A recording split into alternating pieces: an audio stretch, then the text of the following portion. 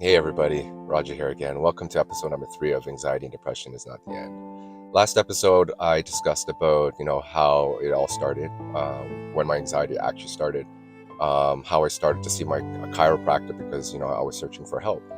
And at the beginning, I never wanted to see any professional help because I was afraid they were going to tell me something bad. So that's why I never went to the hospital. I never went to see the doctor after my accident. But eventually it got to a point. I remember, you know, I was upstairs and I was trying to go to sleep, but I couldn't stop thinking about my sensations. How they didn't go away after so many months, and I started to get worried about it. And, that's where my anxiety came from, was because I kept thinking about, this thing that I had that I thought was going to go away, which didn't, which scared me so much. And even after seeing my chiropractor, and even after him telling me that he was going to fix me, even though it was going to take about a year, I, I wanted to be fixed right away. And that day when I was sitting there trying to get some sleep, I lost it again. You know, my head started to feel like there was someone pushing it against it, and there was this pressure that was building inside. And I know some of that is part of my concussion, but I believe that my anxiety was causing that as well, right? And it was all new to me. I've never felt this way before, right? So I remember I started to cry. I started to think about, oh my gosh, what are my kids? How am I going to take care of my kids? You know, how am I going to tell my mother? And my wife knew about my fall, obviously, but she didn't really know how bad my anxiety was getting, right? So I was like, I think it's time. I think I need to go to the hospital. I need someone to check up on me because this is not good, you know. And so I ran to my room when my wife was sleeping. I woke her up and I said, you need to take me to the hospital right now because I don't know how long I'm going to last, because I honestly thought that my head was going to explode. It was that bad. So she took me to the emergency, and they spoke with me. They didn't really tell me much, but they didn't tell me anything scary, which was a good thing. But when I got home, um, I just couldn't stop thinking, like, why? How did this happen? What?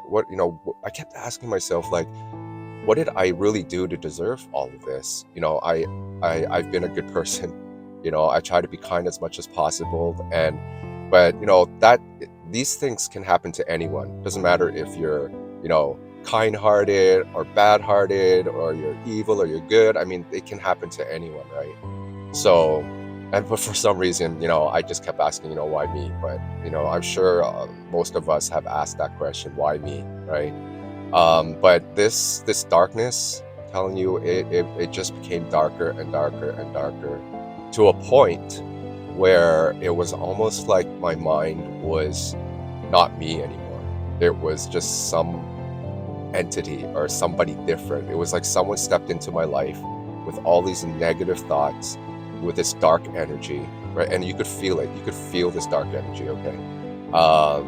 And it's like you don't feel like you're floating anymore. When you're happy and you feel like you just kind of go going with the flow. It was like there was this vacuum, and it was pulling me down, and like underneath the dirt, and like even lower. And I was like, so this is how hell feels like, right? Like, this is how bad it was. And if you're going through anxiety and depression right now, you may be able to say to yourself, hey, you know what, I feel the exact same way, or I felt like that before, right? So, and during when I was feeling that, I was telling myself, it felt like, am I the only one that's actually feeling this way? So I started to take all these things, and I started, make these ideas that I had, right, started to make me feel even smaller and weaker. It felt like I was being, like, kicked out from the normal population, right, of regular people. I started considering myself someone that was not normal anymore. And that's a scary thought, right? When you feel like you don't fit in to anything anymore, right? And that didn't help me. That didn't help me at all, because it just made me not want to see people anymore. It made me not want to care about people anymore besides my family. And I had to stop seeing my chiropractor. I was before, I was looking forward to healing myself, and that gave me some hope. But after I stopped seeing him, I had less hope, because I was like, I'm going farther and farther away to healing myself from my symptoms, from my concussion, right? And the symptoms didn't go away. I was taking vitamins. Even my brother came back from Hong Kong, and he was trying to make healthy juices for me, and nothing seemed to be working. And as I woke up every single morning, the first thing I told myself was, Roger, you're never going to get better. But now that I think about it, was that actually me telling me that, or it was that mind that I couldn't control, that mind that was you know starting to create this world, this really ugly world that I didn't want to be a part of anymore, right? And to think of that on a daily basis, that you are heading towards a direction where you don't want to be in, that is a horrible thought to think of. It's a horrible place that you want to see yourself living in, right? But I was creating that, right? And I was like, why is my mind, because I used to be, I didn't really have that much control of my mind, but at least I did have positive thoughts, right? But no matter how hard I tried, no matter how hard I really wanted to see myself having a better day the next day, it just couldn't happen, right? And you may understand that when you have all these thoughts that are going in your head, and majority of those thoughts aren't positive, right? um, and that really, really stops you from moving forward, right? Because I couldn't look at myself in the mirror anymore. And every time I did, I would just yell at myself. I was telling myself, you're pathetic, I can't believe how weak you are. You look horrible, and I hate you. I kept saying that to myself, like, I hate you, I hate you. I want to leave this body. I don't want to be a part of this life anymore. I don't want to be a part of this body anymore, right? And I was just like, I want a new life. It got to a point where I hated myself that much that I wanted to be a different person, because I believed completely that I was never going to be happy ever again. And this was all even before I started to take my antidepressants. I didn't start taking them until my panic attack started. And all this darkness that was happening to me was leading towards that, right? I started to not be able to catch my breath anymore because my anxieties got worse, right? So I was breathing heavily. My heart was pacing so fast.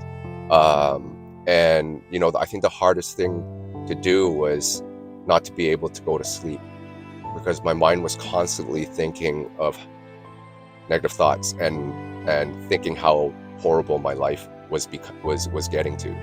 It was just, and the more I kept thinking about these thoughts, the farther away I started moving away from my family. Even though I'm living in the same house with them, even though my mother was there with me every single day, I just didn't feel like I should be here anymore, because I was so disappointed in myself, and I was so ashamed of the things that were happening to me, that I wasn't able to overcome that. At that point, I didn't realize my strength, right?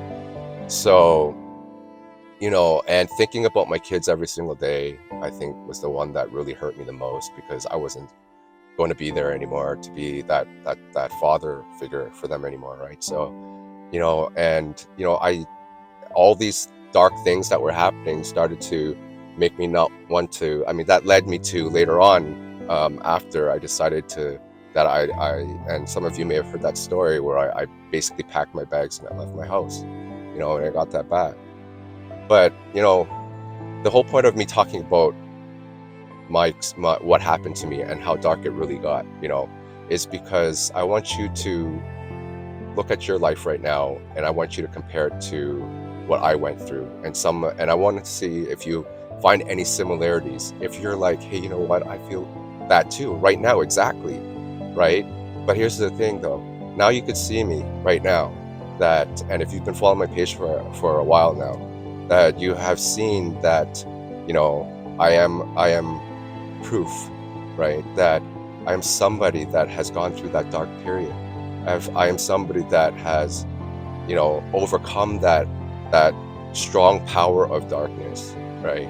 I've been able to find the other side of what it looks like after you overcome that darkness, which is a bright light, So the whole idea of this series on my channel is for you to learn from from how I was able to get myself out of that darkness, and my future episodes are going to start talking about the steps that I had to take in order for me to just, I'm going to say slowly, because it did take me time to figure things out and to get to the level where I am right now, right?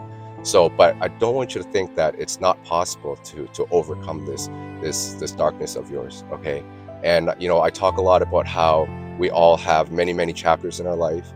We are all on our own separate journey, right? You are right now experiencing something that is part of your journey, right? It's one chapter of your journey. And not all of our chapters in our life are going to be bright and joyful. We are all going to experience some dark chapters in our life, right? But the difference is what are you going to do about that chapter in your life, right? What are the things that you're going to do on a daily basis to help you improve yourself so that you can start leading a more happy and joyful life, right? And don't be ashamed as I did before, right? Because I was too embarrassed to tell anybody that I had anxiety or that I was depressed, right? But if you're ashamed right now, don't be, because you're not the only one that's experiencing it. There are millions and millions of people that are going through the same thing that you're going through right now. So sometimes you just have to look at it and say, you know what, I am going through this part in my life that's very, very difficult, and I'm going to figure out how to get through it. And all I know that when I do overcome this, I am going to be much stronger. And then when life throws me another mountain, or tries to stop me, I'm going to be strong enough to move forward, because I learned so much from this dark experience. So hopefully this episode helps you. Episode 4 is going to be coming out shortly after this. So I will catch you next video. Take care. And if you haven't subscribed to my video, please subscribe. I'll talk to you later. Bye-bye.